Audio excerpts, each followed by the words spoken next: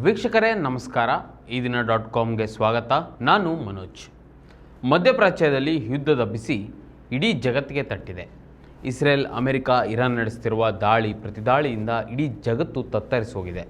ಅದರಲ್ಲೂ ಇರಾನ್ನ ವಶದಲ್ಲಿರುವ ಹಾರ್ಮುಜ್ ಜಲಸಂಧಿಯನ್ನು ಇರಾನ್ ಮುಚ್ಚಿದ್ರಿಂದ ಜಗತ್ತಿನ ಬಹುತೇಕ ದೇಶಗಳಿಗೆ ಹೋಗಬೇಕಾದ ತೈಲ ಹಡಗುಗಳು ಸಿಲುಕಿಕೊಂಡಿವೆ. ಇದರಿಂದ ಭಾರತ ಸೇರಿದಂತೆ ಬಹುತೇಕ ದೇಶಗಳ ತೈಲದ ಬೆಲೆಗಳು ಏರಿಕೆ ಆಗ್ತಿವೆ. ಈಗ ಬಹಳ ಮುಖ್ಯವಾದ ಬೆಳವಣಿಗೆಯೊಂದು ನಡೆದಿದೆ. ಹಾರ್ಮುಜ್ ಜಲಸಂಧಿಯನ್ನು ಇರಾನ್ ಸಂಪೂರ್ಣವಾಗಿ ತೆರೆಯಲು ಅಮೆರಿಕದ ಅಧ್ಯಕ್ಷ ಡೊನಾಲ್ಡ್ ಟ್ರಂಪ್ 48 ಗಂಟೆಗಳ ಗಡುವನ್ನು ಇರಾನ್ಗೆ ನೀಡಿದ್ದಾರೆ.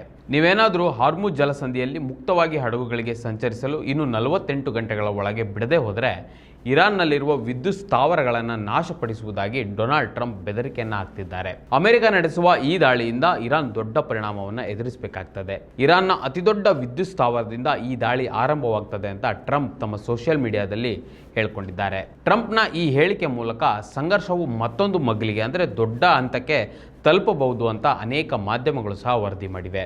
ಈ ನಡುವೆ ಇರಾನ್ ಪಡೆಗಳು ಮೊದಲ ಬಾರಿಗೆ ದೀರ್ಘ ಶ್ರೇಣಿಯ ಕ್ಷಿಪಣಿಗಳನ್ನು ಹಾರಿಸಿವೆ ಎಂದು ಇಸ್ರೇಲ್ನ ಅಧಿಕಾರಿಗಳು ಹೇಳಿದ್ದಾರೆ. ಇದು ಪಶ್ಚಿಮ ಏಷ್ಯಾದ ಆಚೆಗೆ ದಾಳಿಯ ಅಪಾಯವನ್ನು ವಿಸ್ತರಿಸುತ್ತದೆ ಎಂದು ಸಹ ಹೇಳಿದ್ದಾರೆ. ಅಂದರೆ ಟ್ರಂಪ್ ಹೇಳಿದ ಮಾತಿಗೆ ಇರಾನ್ ಸೇನೆ ತಿರುಗೇಟನ್ನು ಕೊಟ್ಟಿದೆ. ನೀವು ನಮ್ಮ ವಿದ್ಯುತ್ ಸ್ಥಾವರಗಳನ್ನು ನಾಶಪಡಿಸಿದರೆ ನಾವು ನಮ್ಮಲ್ಲಿರುವ ಅತಿ ದೊಡ್ಡ ಮಟ್ಟದ ಕ್ಷಿಪಣಿಗಳನ್ನು ಸಹ ಹಾರಿಸಬಲ್ಲೆವು ಎಂದು ಇರಾನ್ ತೋರಿಸಿಕೊಟ್ಟಿದೆ. ಹಾರ್ಮುಜ್ ಜಲಸಂಧಿಯ ಬಳಿ ಅಮೆರಿಕ ಸೇನೆಯ F-15 ಫೈಟರ್ ಜೆಟ್ ವಿಮಾನವನ್ನು ಹೊಡೆದುರುಳಿಸಿದ್ದೇವೆ ಎಂದು ಇರಾನ್ ಹೇಳಿಕೊಂಡಿದೆ. ಇರಾನ್ ದಕ್ಷಿಣ ಕರಾವಳಿಯ ಹಾರ್ಮುಜ್ ಜಲಸಂಧಿ ಬಳಿ ಇರಾನಿನ ಏರ್ ಡಿಫೆನ್ಸ್ ಸಿಸ್ಟಮ್ F-15 ಜೆಟ್ಟನ್ನು ಹೊಡೆದುರುಳಿಸಿದೆ. ಇರಾನಿನ ಪಡೆಗಳು F-15 ಅನ್ನು ಪತ್ತೆ ಹಚ್ಚಿ ಅದನ್ನು ಹೇಗೆ ಹೊಡೆದುರುಳಿಸಿವೆ ಎಂಬ 29 ಸೆಕೆಂಡ್ಗಳ ವಿಡಿಯೋವನ್ನು ಸಹ ಬಿಡುಗಡೆ ಮಾಡಿದೆ. 4ನೇ ತಲೆಮಾರಿನ ಫೈಟರ್ ವಿಮಾನವಾದ F-15 ಯುದ್ಧ ವಿಮಾನವು ಅಮೆರಿಕಕ್ಕೆ ಸೇರಿದ್ದೋ ಅಥವಾ ಇಸ್ರೇಲ್ ಪಡೆಗಳಿಗೆ ಸೇರಿದ್ದೋ ಎಂಬುದು ಇನ್ನೂ ಸ್ಪಷ್ಟವಾಗಿಲ್ಲ. ಈ ಕುರಿತು ಎರಡೂ ದೇಶಗಳು ಹೇಳಿಕೆಯನ್ನು ಬಿಡುಗಡೆ ಮಾಡಿಲ್ಲ. ಇರಾನ್ ಮಾತ್ರ 29 ಸೆಕೆಂಡ್ಗಳ ವಿಡಿಯೋವನ್ನು ಬಿಡುಗಡೆ ಮಾಡಿ ತಿರುಗೇಟು ಕೊಡುವ ಬಗ್ಗೆ ಎಚ್ಚರಿಕೆ ಕೊಟ್ಟಿದೆ. ಹಾರ್ಮುಜ್ ಜಲಸಂಧಿ ತೈಲ ಜಾಗತಿಕ ಮಾರುಕಟ್ಟೆಗಳನ್ನು ತಲುಪುವ ಪ್ರಮುಖ ಮಾರ್ಗವಾಗಿದ್ದು, ಈಗ ಈ ಹಾರ್ಮುಜ್ ಜಲಸಂಧಿ ಮುಚ್ಚಿದ್ದರಿಂದ ಜಾಗತಿಕ ಮಟ್ಟದಲ್ಲಿ ತೈಲ ಬೆಲೆಗಳು ಗಗನಕ್ಕೆ ಏರ್ತಾ ಇವೆ. ಇದರಿಂದ ಟ್ರಂಪ್ ಆಡಳಿತದ ಮೇಲೆ ಒತ್ತಡ ಹೆಚ್ಚಾಗ್ತಿದೆ. ಹೀಗಾಗಿ ಟ್ರಂಪ್ ಹೊಸ ರೀತಿಯ ಬೆದರಿಕೆಯನ್ನು ಹಾಕ್ತಿದ್ದಾರೆ. ಮೊದಲು ಇರಾನ್ನ ಸರ್ವೋಚ್ಚ ನಾಯಕ ಖಮೇನಿಯ ಹತ್ಯೆ ಮಾಡಿ ಇರಾನನ್ನು ತನ್ನ ವಶಕ್ಕೆ ಪಡೆಯಬಹುದು ಎಂದು ಊಹಿಸಿದ್ದ ಅಮೆರಿಕ ಮತ್ತು ಇಸ್ರೇಲ್ಗೆ ಈಗ ಶಾಕ್ ಆಗಿದೆ.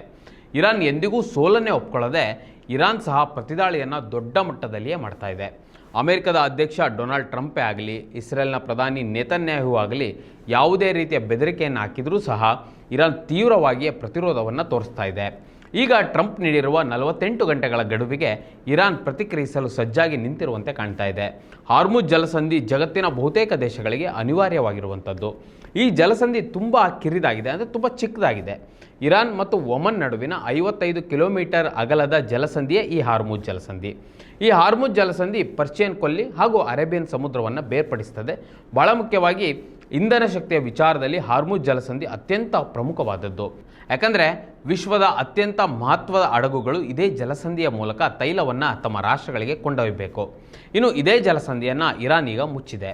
ಈ ಜಲಸಂಧಿ ಈಗ ಇರಾನ್ ದೇಶದ ವಶದಲ್ಲಿದೆ. ಹಾರ್ಮುಜ್ ಮುಚ್ಚಿರೋದ್ರಿಂದ ತೈಲ ಮತ್ತು ಅನಿಲ ಅಂದರೆ LPG ಸಾಗಣೆಗೆ ದೊಡ್ಡ ಮಟ್ಟದ ಅಡ್ಡಿ ಉಂಟಾಗಿದೆ. ಪ್ರಪಂಚದಾದ್ಯಂತ ಮಾರುಕಟ್ಟೆಗಳನ್ನು ಅಸ್ತವ್ಯಸ್ತಗೊಳಿಸಿದೆ.